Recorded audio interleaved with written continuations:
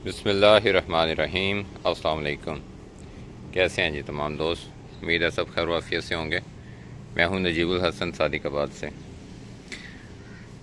अच्छा जी, आम तौर पे वैसे दो सीज़न होते हैं बकरियों की क्रॉसिंग के जो सबसे बेहतरीन है, और वो होता है जब गर्मियां जा रही होती हैं और सर्दियां आ रही होती हैं। एक तब, वो आपने अपने इलाके के हिसाब से देखना है, और एक तब जब सर्दियां जा रही होती हैं और गर्मियां आ रही होती हैं। तो उसके बीच का जो मौसम होता है वो बेहतरीन होता है क्रॉसिंग के लिए। उसकी वजह यह है, असल हमारा जो टारगेट होता है वो ये होता है कि जब जानवर डिलीवर करें तो उस वक्त ना तो शदीद सर्दी हो ना शदीद गर्मी हो, तो उसमें बच्चों की मोर्टेलिटी जो है उसकी रेट काफ़ी कम हो जाता है। एक फार्मर को अपने जानवरों को, बच्चों को संभालना जो है वो काफ़ी आसान हो जाता है, और जानवर जो है उसको भी इतनी परेशानी नहीं आती। तो मैं जो ज़ाती मेरा तजर्बा गुजरा है, मैं उसके बुनियाद पे आपको बताता हूँ कि जो मेरी नज़र में सबसे बेहतरीन है इन दोनों में से, वो ये मौसम है जब ये बारिशें होती हैं, और बारिशों के बाद तकरीबन जो पट्ठे हैं, जो बकरियां हैं, हीट पे आती हैं। आपका बकरा भी हीट पे आता है। तो अभी हालांकि दिन पड़े थे, यानी हमने सितंबर में छोड़ना था। 15 दिन पहले मैंने बकरे को छोड़ दिया जब मैंने देखा कि पट्ठे हीट में हैं, क्योंकि फिर उनका जो है वो हीट का जो सर्कल है वो तकरीबन अक्सर आम तौर पे 2 से 3 हफ्ते के दौरान दोबारा आता है। तो ये तकरीबन 1 2 9 पट्ठे अब तक जो हैं वो ये पिछले, यूँ कह लें कि 1 हफ्ते के अंदर अंदर क्रॉस हो चुकी हैं।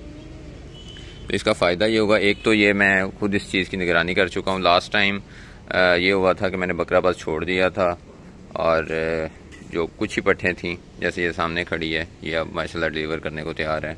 इसी तरह एक पट्ठ अंदर गई हुई है, एक वो सामने खड़ी है। तो ऐसे 4-5 पट्ठे जो हैं बड़ी थी, ये छोड़ी थी, बाकी साइड पे रखी थी। तो ये क्रॉस हो गई थी, लेकिन इनका मुझे नहीं पता कि किस दिन क्रॉस हुई, और क्योंकि मैं खुद यहाँ मौजूद नहीं होता हर वक्त। तो ये एक फार्मर को ये पता होना भी बहुत ज़रूरी है कि उसका जानवर जो है वो क्रॉस कब हुआ है, उसने डिलीवर कब करना है, ताकि वो उस तरह से उस चीज़ को देख सके टाइम पे। हाँ जी। तो मुझे लगता है कि ये बेहतरीन सीज़न है हमारे इलाके में, क्योंकि गर्मी का दौरानिया ज़्यादा होता है, सर्दी का दौरानिया कम होता है। जनवरी जैसे ही ख़त्म हो रहा होता है तो गर्मी जो है ना वो तकरीबन यूँ कहें कि गर्मी की आमद शुरू हो जाती है।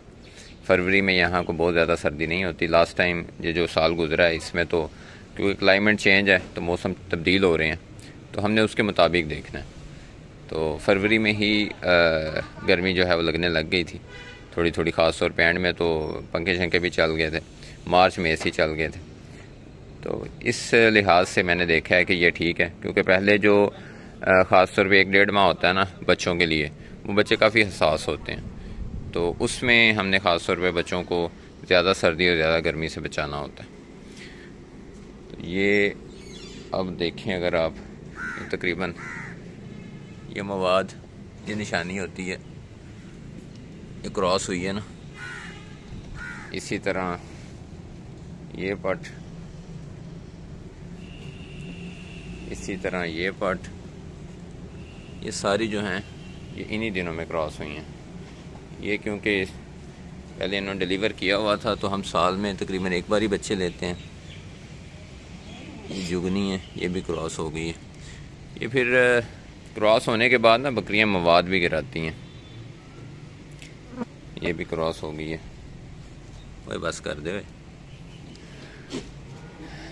एक बार इन्होंने हफ्ते के बाद मवाद गिराना होता है, वो वाइट सा होता है, और फिर दोबारा गिराती हैं तकरीबन यूँ कह लें कि 2 हफ्ते बाद। तो इस दौरान इनका मवाद गिराना जो है ना, अक्सर साथी परेशान हो जाते हैं कि ये सफ़ेद सफ़ेद मवाद गिरा रही हैं, तो पता नहीं इन्होंने हमल रखा नहीं है, दोबारा हीट पे आ गई हैं। तो वो दरअसल जो एक्स्ट्रा मवाद गया होता है बकरे की तरफ से, उसको ज़ाया कर रही होती हैं। तो जो उन्होंने कंसीव करना होता है वो कर चुकी होती हैं। तो इसमें ज़्यादातर चांसेस होते हैं कि जानवर जो है वो उसका हमल ठहर गया। तो ये आपको अपडेट देनी थी, और इससे काफ़ी तसल्ली हो जाती है एक फार्मर को। जैसे आपने टाइम से ज़मीन में बीज लगा दिया होता है, तो आपको पता होता है कि मैंने इस माह में बीज लगाया है, और फ़लाँ माह में फ़लाँ तारीख़ों तक हमारी फ़सल तैयार हो जाएगी। तो इसी तरह ये फार्मिंग में है। अगर आपको पता हो कि आपने कब और कैसा बीज लगाया है तो आपको उसके रिज़ल्ट का भी पता होता है, अंदाज़ा होता है एक, और ये भी उम्मीद होती है कि वो कब तक आपको मिल जाएगा, उस हिसाब से आप तैयारियां कर लेते हो। तो अगर इस तरह की प्रैक्टिस की जाए तो मेरा ख्याल है ये ज़्यादा तसल्ली बख्श है। लास्ट टाइम जो मैंने छोड़ा था बकरे को, मुझे नहीं पता उसने कब किस पट को क्रॉस किया और कब कौन सा जानवर जो है उसने डिलीवर करना।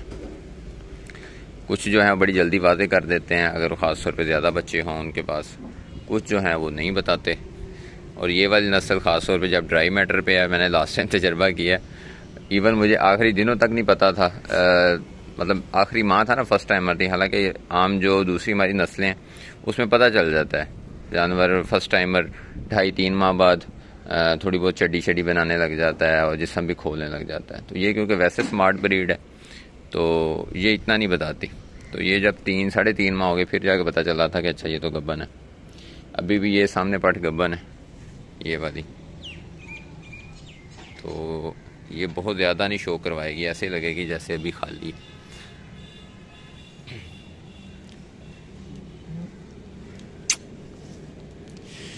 चलें जी, आज की ये अपडेट थी।